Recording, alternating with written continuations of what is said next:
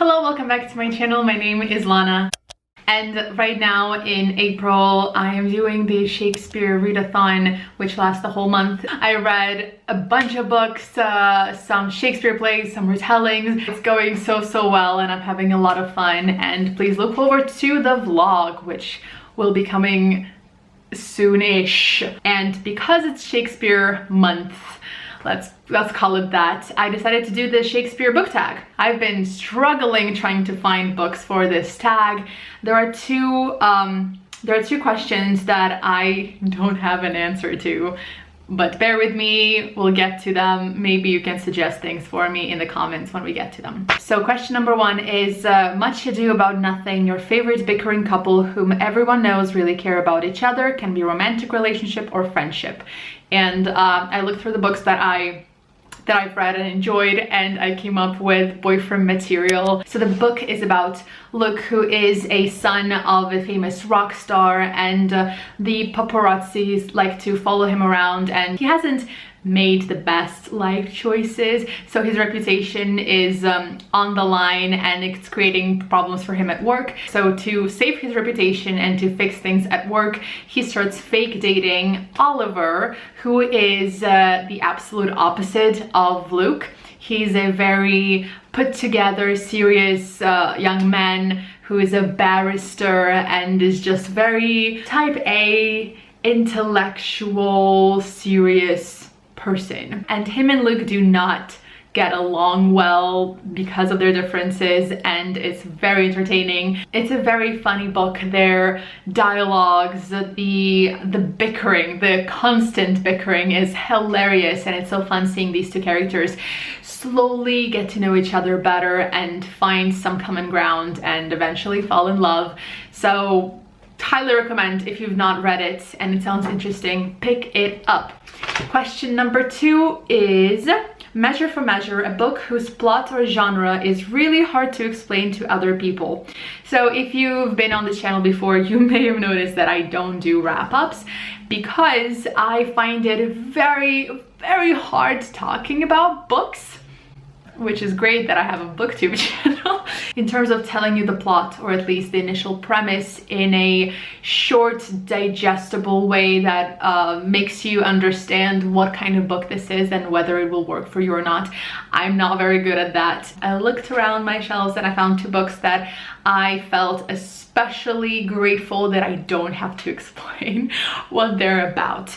Also because they're very popular, so most people already know them. One of them is We Have Always Lived in the Castle by Shirley Jackson. This book is confusing, and it's supposed to be confusing. You're supposed to not fully understand what happened, why are you in this situation, what is the situation exactly, and slowly you get more clues and you understand what the bigger picture is of this family and why they live the way they do. And you're following a young girl, so part of you is also questioning whether she herself knows what's going on or not. And it's a good time, this book, and a lot of other people love it and read it. So if you're looking for a good review and someone to explain to you the plot, go somewhere else. I don't want to do that. And the other one is The Raven Boys by Megas T. Water from the Raven Cycle. This is the first book. I recently mentioned to a friend that I'm reading this series, and I struggled so much. And the reason why is because this book is set in a world that has magic, but most people don't know about the magic. They're not in any way connected to it, or they think they're not impacted by the magic. But there is this family who is a family of clairvoyants. And then when my friend asks what kind of magic are we talking about, I couldn't explain what kind of magic. It's not the kind of fantasy book where there is like one type of magic or all types of magic are allowed or whatever. And for that reason, this one is hard for me to explain, and I'm not going to, again, because I don't want to. Next is A Midsummer Night's Dream, your favorite book featuring fairies or elves. My first thought was Lord of the Rings, but I'm not gonna go that way because that's a too easy answer. Another trilogy that was very famous a few years ago, The Cruel Prince. Yes, there you go. I really like that trilogy, it's great. But I wanted to mention another book that maybe is lesser known, and it's a standalone YA fantasy. It's called The Enchantment of Ravens. The Enchantment of Ravens? But as I said, it's a standalone YA fantasy romance, and I know a lot of people love fantasy romance, so if you're looking for a book to read in that genre, this one is great. I recently found someone, I think it was on Instagram, talk about how it's hard to find a fantasy romance that is not a part of like a very big political plot, or there's a big war, or you have to save the world or something, where it's mostly about the romance. And this book is exactly that. If you're looking for a fantasy romance that has romance at its center as like the main plot, then this one is definitely it. It's very lovely and beautiful and atmospheric. It's about Isabel, who is a human painter living in the world of fairy folk who are eternal and beautiful and great, but they don't do any of the human crafts such as painting. So her services are very valued by the fairy folk, and one day a prince becomes her client and she makes a mistake of painting human sorrow on his portrait, and he takes her away to stand trial for her crime, and then a lot of people start to attack them and they run, and it's a whole thing. That's all I remember. And though it's not quite enemies to lovers, they're not enemies per se, but they really don't like each other, so there's also bickering and stuff, and they slowly get to know each other and fall in love, and it's a great book. Next are the two questions that I couldn't find an answer to. Number 4 is Hamlet, an underutilized female character. Most books to me are a complete done meal. I don't really notice the ingredients. Also because I read a lot of books that have a female central character that we're following, so they are utilized. And the books that I don't like how they were utilized, it's not so much about how much of that female character is in the book, but rather the way they were written, and they're dull or uninteresting or any of those things. So I don't know. I do not know. And the other one is the Sonnets, choose your favorite poem. I don't read poems ever. The only times I really like sat down and read poems was probably in high school for school. And yeah, so I'm sure there are amazing poems out there, and I've since encountered a lot of poems that I really did like, that really, you know, touched my soul and made me feel things, but not to the point that I remember them and I can name a favorite poem. Number 6, Richard III, a protagonist willing to do anything to get what they want. The book that came immediately to mind is A Ladder to the Sky by John Boyne. I love John Boyne's book, The Heart's Invisible Furies. It's one of my favorite books. This one is not as good as Heart's Invisible Furies, at least in my perspective, and judging from the reviews that I've checked out, most people feel that way. But A Ladder to the Sky is still an interesting book to read. So in this book you follow a charming, ambitious, intelligent young man who is borderline a sociopath, who really wants to be famous. He wants to be a famous writer. The problem is that he doesn't have the talent for it, and he cannot think of anything to write. He gets close to people and manipulates them to end up revealing to him their, you know, darkest secrets and stories that they never told anyone, and he uses that for his career, and it's a very interesting book. I think I gave it 3.5 stars or 4 stars. I read it a while ago now, but yeah, I never forgot it. Number 7 is Antony and Cleopatra, your favorite trope, bookish, buzzword, historical figure, etc., for which you still haven't found that perfect book.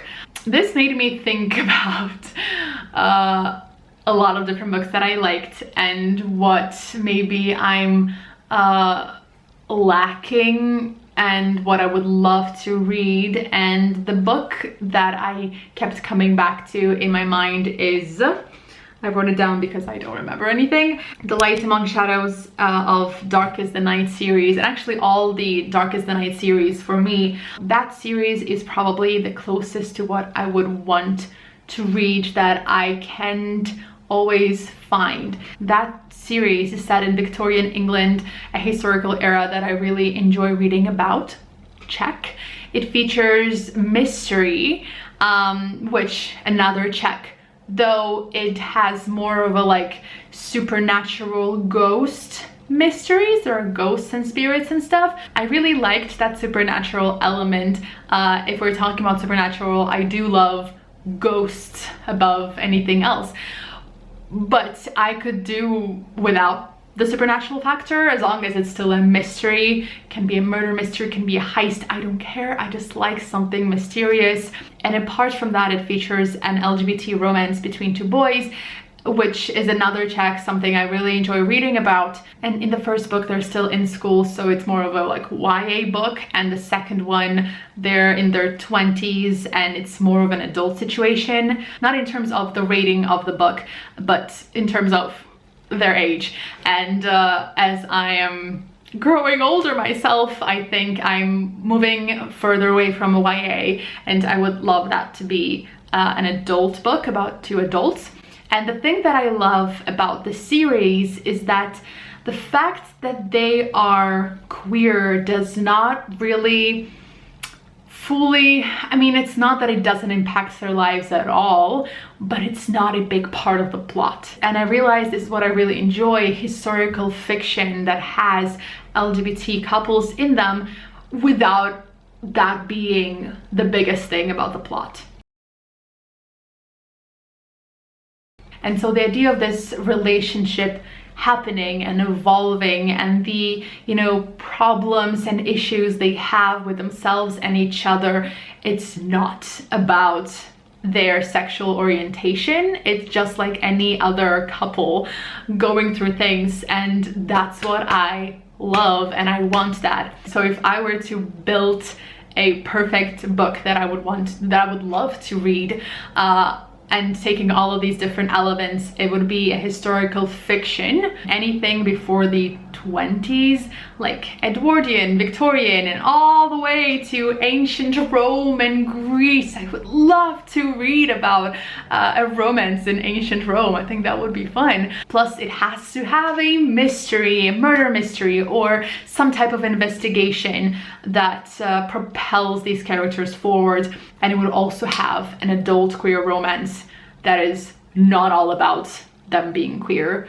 Yeah, I would love that. If you know books that resemble this formula, let me know, because I would love to read them. Number 8, Titus Andronicus, a lesser known work by a popular author, one which you want more people to read. The first thing that came to mind is Tiny Beautiful Things by Cheryl Strayed. Cheryl Strayed is most famous for her book Wilde that inspired the movie Wilde with Reese Witherspoon. I've not read that book or watched that movie. I'm not really interested in that. But this book is golden. Advice on love and life from Dear Sugar. So Cheryl Strayed used to run an advice column anonymously. Well, she called herself Sugar, where people would write in their, you know, life problems or love problems, and she would give them advice. And this book is basically a collection of some of the letters that she received and the responses that she gave. And this book, oh, I first read it in play form. It was adapted for the stage, and it left such a big impression that I lent my copy of that play to my roommate at the time in New York. She read it and gave the book to her boyfriend, and it sort of started to travel along. It's very impactful, and there were lots of moments when reading the initial letter, I would sort of have an idea of what Cheryl will say.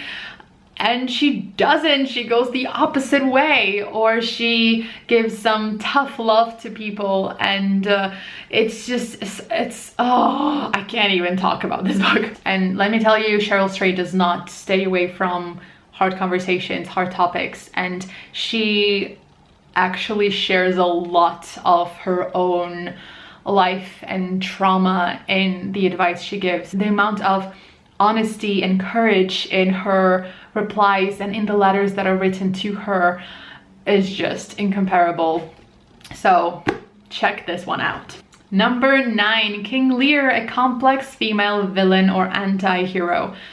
So since I read Macbeth this month, I wanted to go with Lady Macbeth from Macbeth. Another character that came to mind that I wasn't sure if I can include is Livia Drusilla from I, Claudius. I wasn't sure because Livia Drusilla was an actual historical figure, and I don't want to presume that she was evil and terrible just because she was portrayed like that in the book. The fun thing about Livia and Lady Macbeth is that they are similar. They're both kingmakers. At least, again, I'm talking about the Olivia that's in I, Claudius.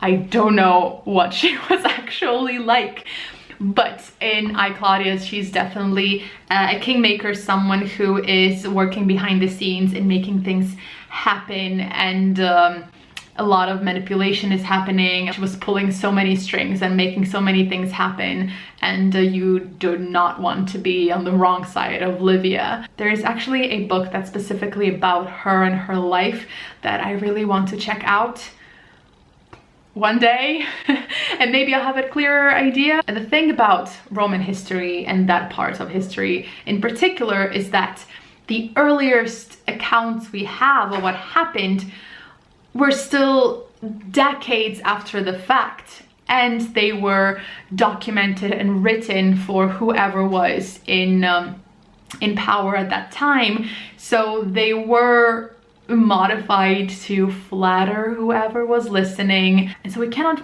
really take anything that we know as a fact, and I think that's fascinating. And the people I'm tagging to do this tag are Connie, Sarah, Rosie, and Aoife, and I will link their channels below as well as the original video. Thank you so much for watching, and I will see you in my next video.